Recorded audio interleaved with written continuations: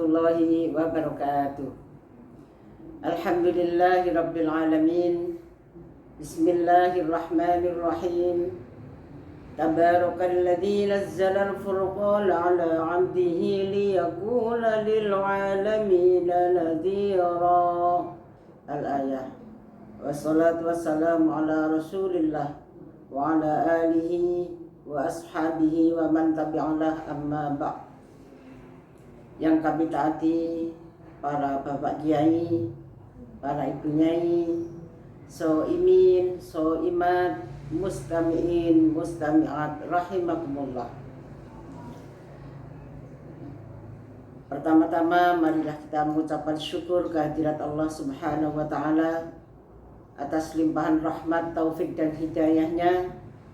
Semoga pada bulan Ramadan yang penuh maghfirah, penuh rahmah dan penuh barokah ini, kita dapat menjalankan ibadah puasa hingga akhir nanti dengan sempurna. Amin, Allahumma amin. Salawat dan salam semoga tetap tercurahkan kepada Nabiullah Muhammad sallallahu alaihi wasallam beserta seluruh keluarga dan para sahabatnya. Para pemirsa yang dirahmati Allah Subhanahu wa ta'ala, bulan Ramadan adalah bulan yang mana satu-satunya bulan yang disebut dalam Al-Quran. Syahrul Ramadan alladzi unzila fihil Quran. Di bulan Ramadan banyak sekali keistimewaan yang terjadi.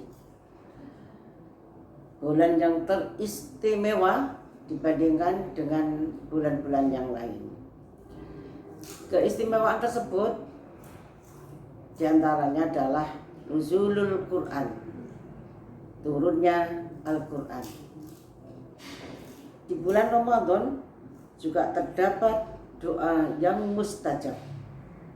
Maka perbanyaklah berdoa siang, pagi, sore, malam. Jangan berhenti untuk selalu berdoa di bulan Ramadan.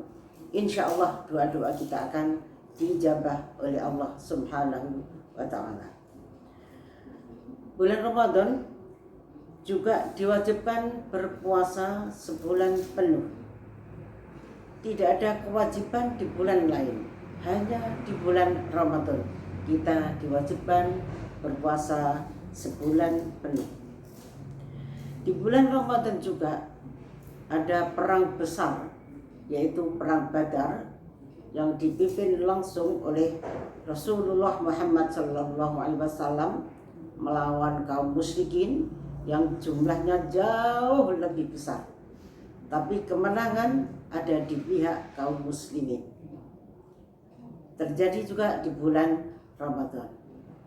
Di bulan Ramadan juga terdapat Lailatul Qadar, di mana malam yang lebih baik daripada 1000 bulan adanya di 10 hari terakhir bulan Ramadan, terutama di malam-malam ganjil. Di bulan Ramadan juga terdapat pintu neraka ditutup dan semua pintu surga dibuka. Inilah diantaranya keistimewaan bulan Ramadan. Pemirsa dimanapun panjenengan berada, tentang nuzulul Quran, bahwa ulama sepakat bahwa Al-Quran diturunkan pada malam hari di bulan Ramadan selama lebih kurang 23 tahun. 13 tahun di kota Makkah yang sering kita sebut dengan surat Makkiyah, dan 10 tahun turun Al-Quran di kota Madinah yang sering kita sebut dengan surat Madaniyah. Pemirsa dimanapun Anda berada, Al-Quran yang kebenarannya adalah absolut, mutlak, adalah kalam Allah, firman Allah yang tidak ada bandingannya, tidak bisa dibandingkan dengan kitab apapun. Itulah Al-Quran, mukjizat yang diberikan Allah kepada Nabi Muhammad melalui malaikat Jibril, dan merupakan mukjizat yang diberikan kepada Nabi Muhammad melalui malaikat Jibril, diawali dengan surat Al-Fatihah dan diakhiri dengan surat An-Nas. Para pemirsa yang dirahmati Allah Subhanahu wa taala, Al-Quran tidak ada keraguan di dalamnya, petunjuk bagi orang-orang yang bertakwa. Terdapat dalam surat Al-Baqarah ayat 1, Bismillahirrahmanirrahim, Alif Lam Mim, Dzalikal kitabu la raiba fihi hudan lil muttaqin.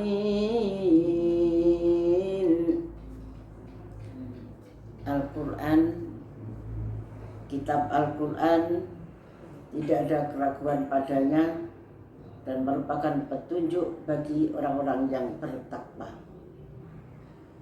Bukan hanya kepada orang-orang yang bertakwa saja, tapi juga hudan linnas, petunjuk bagi semua manusia, petunjuk bagi semua makhluknya.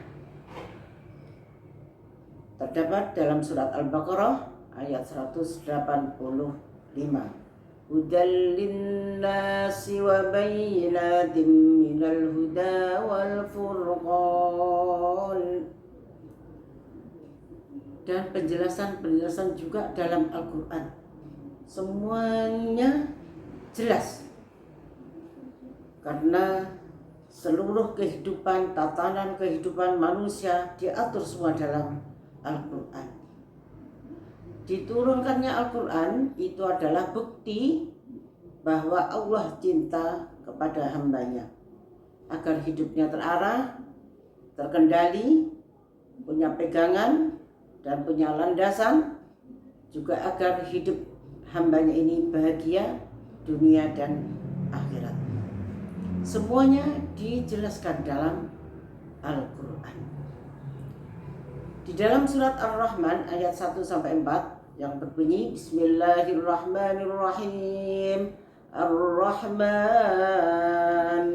yang maha pengasih, tidak pilih kasih.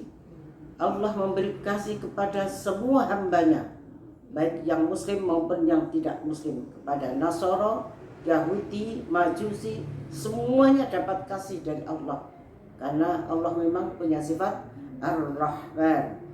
Allamal Quran, yang telah mengajarkan Al-Quran. Jadi Al-Quran beserta seluruh penjelasannya itu sudah ada dalam kitab suci Al-Quran. Khalaqal insan, dia yang menciptakan manusia. Allamahul bayan, dia mengajarkan pandai berbicara. Allah yang mengajarkan kita semuanya. Dalam surat Ar-Rahman di ayat yang lain, Fabi ayyi ala'i rabbikuma tukadziban, sampai diulang 31 kali. Surat Ar-Rahman termasuk mutiara Al-Quran. Ayat Fabi ayyi ala'i rabbikuma tukadziban sampai diulang sebanyak 31 kali. Nikmat Tuhanmu manakah yang engkau dustakan? Kita sudah diberi Allah nikmat yang luar biasa, masih saja kita sering lupa. Marilah di bulan Ramadan ini kita dekat-dekat dengan Al-Quran. Kalau kita tahu pahala kebaikan dalam bulan Ramadan ini, atau amal apapun yang kita lakukan di bulan ini, kalau kita tahu pahalanya, kita akan memohon kepada Allah untuk berpuasa sampai setahun penuh. Insya Allah begitu. Untuk itu jangan sia-siakan di bulan Ramadan ini untuk selalu murojaah, deres Al-Quran sebanyak-banyaknya. Insya Allah Allah akan memberi kabar gembira kepada kita yang selalu dekat dengan Al-Quran. Para pemirsa, dimanapun panjenengan berada, ada 3 amal yang apabila kita lakukan, insya Allah kita tidak pernah akan ada kerugian, penyesalan, dan kekurangan. Dalam surat Al-Fatir ayat 29 disebutkan, Bismillahirrahmanirrahim. Innal ladzina yatluna kitaballahi wa aqamus salata wa anfaqu mimma razaqnahum sirran wa alaniyatan yarjuna tijaratan lan tabur. Surat Al-Fatir ayat 29. Sesungguhnya orang-orang yang selalu membaca kitab Al-Quran dan melaksanakan sholat dan menginfakkan sebagian rezeki yang kami anugerahkan padanya dengan diam-diam maupun terang-terangan, mereka itu mengharapkan perdagangan yang tidak akan ada ruginya. Al-Fatir ayat 29. Dari ayat ini kita bisa simpulkan bahwa kalau kita lakukan dengan istiqomah 3 hal ini, insya Allah kita tidak akan pernah kekurangan.